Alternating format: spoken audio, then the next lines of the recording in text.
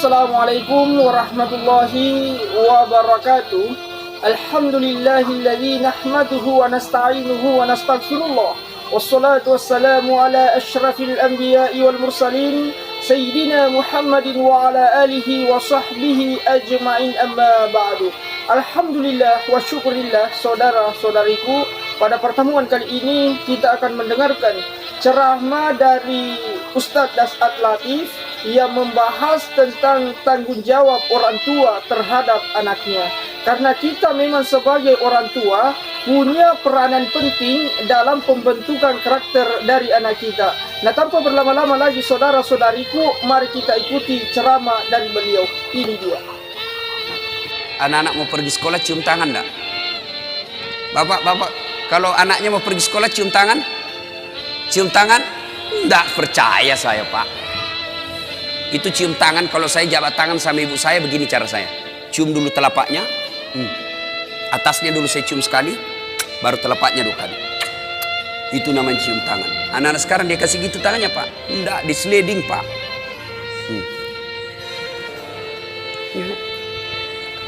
Begini saja caranya. Di kepalanya disuruh. Sekali tangannya cowoknya tabek, Kak. Beleng-beleng. Hormat betul sama cowoknya, sama mamanya kurang ajar. Kalau mamanya yang telepon, nah jemput dulu ibu, bapakmu ndak bisa jemput, bapak masih sibuk di kantor. Apa jawabannya anak laki-laki? Capek mak, baru pulang kuliah. Memang enak kuliah mak, mama ndak pernah rasakan kuliah sih. Capek, saya ndak bisa. Giliran ceweknya yang nelpon, jemput dong. Tunggu dek, 10 menit saya datang. Anak-anak kita. Coba, siapa yang salah? Apa sepenuhnya salah anak? Tidak, 90% salah orang tua. Bapak mau tahu enggak masa depannya dikubur nanti? Mau tahu masa depan dikubur? Lihat anak-anak kita sekarang, Pak. Kalau sudah dekat subuh, bunyi gerendel pintu. Siapa itu? Ternyata anak kita pergi ke masjid. Masya Allah, bapak sudah kaya itu. Jam 5:30, anak-anak sudah pada pulang. Buru-buru mandi, kenapa? Mau datang berjamaah ke masjid. Bapak sudah kaya meskipun bukan anggota DPR. Berapa banyak orang tua saya lihat, pejabat publik, kepala dinas, pejabat berteras, dicium tangannya sama pegawainya di kantor, dimuliakan. Mau naik mobil dibukakan pintu mobilnya, tapi sampai di rumahnya dilempar sama anaknya yang masih SMP. Orang tua paling miskin itu. Suatu ketika Nabi menuju ke satu tempat. Dalam perjalanan menuju ke tempat tersebut, Nabi melewati pemakaman. Lalu Nabi bersabda, saudara-saudara sekalian, langkahkan kakimu dengan cepat. Sahabat melangkahkan kaki dengan cepat. Sampai di tujuan. Balik lagi Nabi, melewati rute yang sama. Sahabat ketika lewat di pemakaman, langkahkan kakinya dengan cepat. Nabi bersabda, tidak usah cepat-cepat, tidak usah buru-buru, tenang saja. Sahabat bertanya, ya Rasulullah, tadi waktu pergi kami disuruh buru-buru, kan pulang tidak lagi. Ada apa ya Rasul? Nabi menjelaskan, begini, andai saja kau diberi telinga seperti pendengaranku, kau akan tahu betapa disiksanya tadi ini orang dikubur. Waktu pergi disiksa, saya tidak tahan, tidak betah, tidak tega mendengar dia diazab, maka saya buru-buru supaya saya tidak dengar lagi dia disiksa. Tidak tahan saya dengar dia disiksa. Balik, tidak lagi. Kenapa ya Rasul? Saya mendapat berita dari Jibril. Allah perintahkan kepada malaikat penyiksa di kubur, wahai malaikat, siksaanmu, hentikan siksaanmu. Tidak mungkin kusiksa itu orang tua di kubur, sementara anaknya di dunia lagi belajar mengaji membaca. Bismillahirrahmanirrahim. Baru bismillah, dengan nama Allah pengasih penyayang, baru itu dia baca, Allah perintahkan hentikan siksaanmu. Maka bapak-bapak, kekayaan kita sesungguhnya yang bisa membantu kita dikubur bukan rumah, bukan mobil, bukan tabungan, bukan kebun sawit, tapi yang bisa menolong bapak ketika sudah di alam kubur adalah anak. Ibu-ibu, saya tanya ibu, ibu, kalau ibu meninggal kira-kira siapa yang doakan ibu? Suami? 3 bulan dia kawin lagi. Ini fakta Pak. Saya kan selalu belajar di medsos itu. Ada kawan saya naik haji, meninggal istrinya, nangis betul. Nelpon saya nangis terus, sampai bengkak matanya. Saya hebat betul ini bapak, sayang betul sama istrinya. Dan apa dia kata? Ustadz, sepeninggal istri saya rasanya terbang separuh jiwaku. Kayak lagu. Beberapa saat kemudian saya jogging di Karebosi. Ketemu saya masa itu bapak. Saya lihat, ada cewek ditemani, lebih muda, cantik, putih, tidak pakai jilbab. Saya tanya, Pak Haji, siapa itu? Dia bilang, yang baru Ustadz. Dalam hatiku, dia lupa bengkak matanya. Lalu siapa yang bisa mendoakan dan akan mengingat kita? Tidak usah contoh lah, orang lain, saya nih Pak. Doakan saudara, jarang Pak. Nanti dia minta, dia doakan saya, baiklah, itu kalau saya ingat. Tapi yang selalu saya doakan di sujud akhir setiap sholat saya, ibu bapak saya. Jadi yang bisa menyelamatkan, nolong kita ketika dikubur, anak. Jadi kalau ibu terlalu sibuk anaknya, kursus aritmatika, kursus sampoa, kursus bahasa Jepang, tidak diajari agama, miskinlah ibu nanti di akhirat. Memang kalau anak kita nanti kan ini orang tua terlalu bangga ngajari anaknya bahasa Inggris. Hebat anak saya Ustaz. Baru 1 tahun sudah pintar bahasa Inggris. Yang kelas 2 pintar bahasa Jepang. Yang kelas 1-nya lagi nih SMP, dia sudah pandai bahasa Korea. Memangnya nanti kalau dia berdoa pakai bahasa Korea? Oh my God. Please help me my mother. Enggak lah, tetap pakai bahasa Indonesia. Maka ibu bapak saudara-saudara sekalian, nah bagaimana cara didik anak? Bapak boleh baca psikologi pendidikan, silahkan baca riset-riset majalah, silahkan. Tapi sesat dan menyesatkan ketika bapak meninggalkan Quran dalam mendidik anak. Dalam Al-Quran ada seorang manusia yang diabadikan namanya. Nah siapa? Adik-adik nih, siapa yang jawab saya kasih. Yang adik-adik bukan bapak-bapak, adik-adik. Siapa yang diabadikan namanya dalam Quran karena hebat dalam mendidik anaknya? Dia bukan nabi, bukan rasul, tapi diabadikan namanya menjadi nama surah. Siapa? Siapa namanya? Ayo, saya kasih hadiah. Sini. Berdiri sini. Saya kasih hadiah. Sebelum dijawab pertanyaan itu ada passwordnya. Passwordnya adalah siapa namanya neneknya Ustadz Dasad.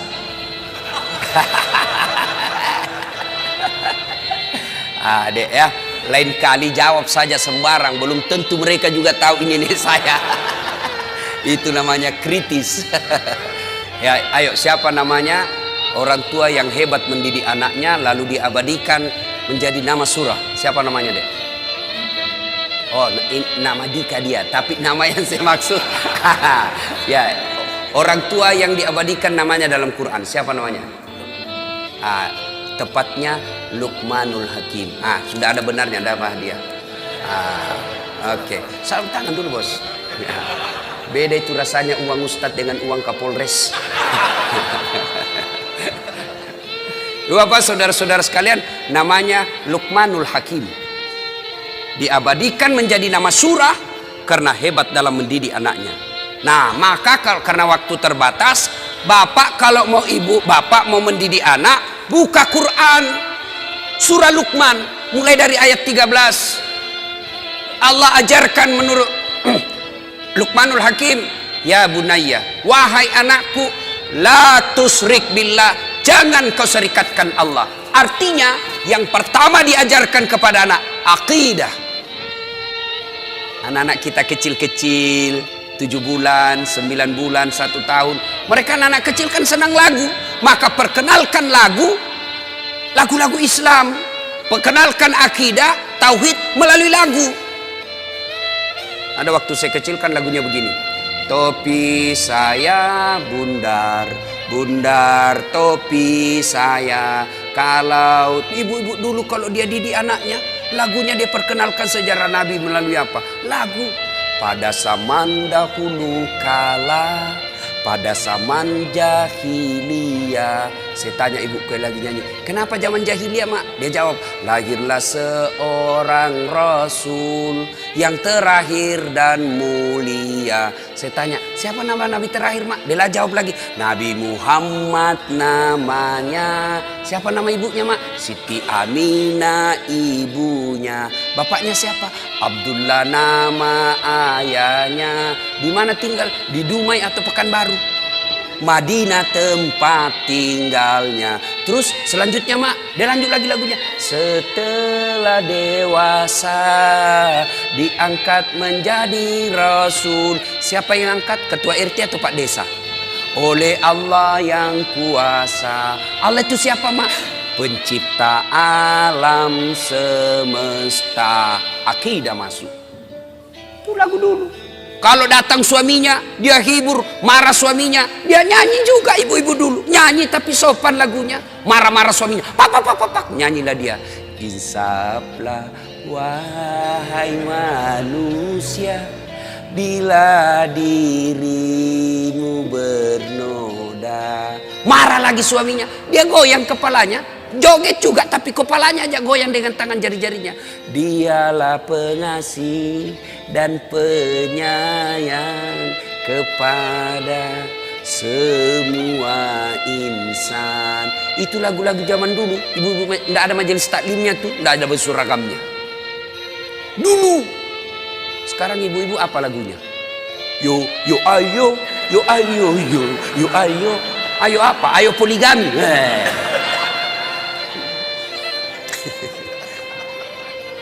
Baca surah Luqman pak. Nah didik melalui surah Luqman. Yang kedua diajarkan dalam surah Luqman, ajari anakmu berjalan di muka bumi ini jangan rasa sombong. Itu diajari dari kecil. Kita bersaudara bisa jadi satu rahim, satu jalan keluar, tapi rezeki berbeda. Akhirnya anak pun kita berbeda. Bapak kaya, saudaranya bapak yang tua juga kaya, yang bungsu miskin. Mereka bersepupu sekalian anak kita, mereka berbeda status ekonomi. Jangan biasakan anak kita sombong di depan sepupunya. Kan banyak ini pak, bapaknya yang kaya, anaknya kurang ajar. Pembantunya kasar, sopirnya kurang ajar dia. Oh, itu sampaikan, saya bosnya ini sopir, bukan kamu. Saya ini bosnya ini pembantu, bukan kamu. Jangan kau kurang ajar sama pembantu.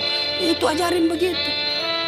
Bapaknya yang Kapolres, anaknya jadi Kapolda.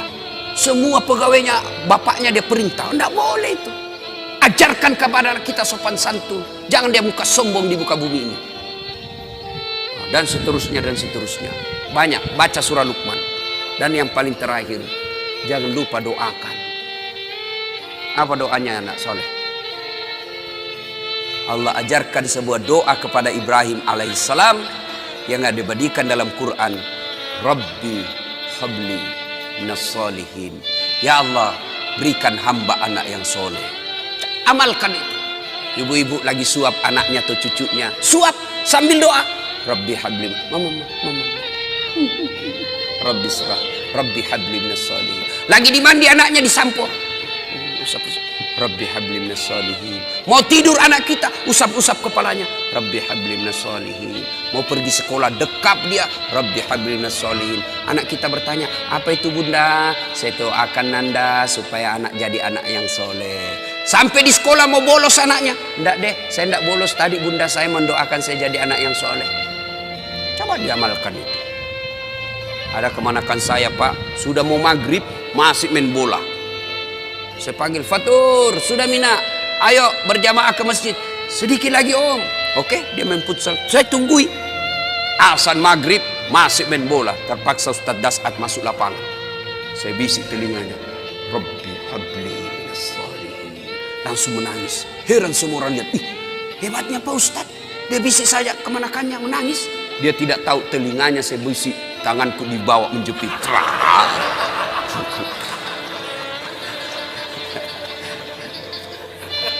Artinya kalau anak salah kasih hukuman. Anak melanggar jangan tidak dihukum. Supaya dia sadar bahwa kalau kau melanggar pasti ada sanksi dan hukuman buat kamu. Tapi jangan lupa hidayah dan petunjuk datang dari Allah Subhanahu wa taala. Ibu bapak saudara-saudara sekalian, inilah tausiah kita pada taklim kita kali ini. Mudah-mudahan ada manfaat. Terima kasih kepada Bapak Andi Abdul Latif yang telah memfasilitasi sehingga saya bisa sampai di tempat ini. 2 hari saya berada di tempat ini, subhanallah, alhamdulillah. Senang sekali bisa bersilaturahmi, dan itulah nikmatnya persaudaraan dalam Islam.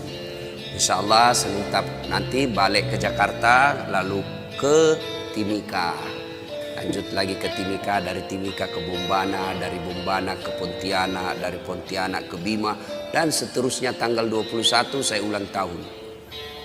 Saya pikir saya istirahat di situ, ternyata ada lagi sepupu teman minta, Ustadz minta lah, ya sudahlah tambah acara. Lanjut lagi, saya pikir tanggal 25 hari Natal saya libur, ternyata ada lagi maulid. Tak apa-apa, mereka melaksanakan Natal, kita juga melaksanakan maulid. Jadi ibu bapak saudara-saudara sekalian, mohon doa supaya kita tetap istiqamah dalam dakwah. Sebelum saya akhiri, saya mau cerita. Cerita terakhir.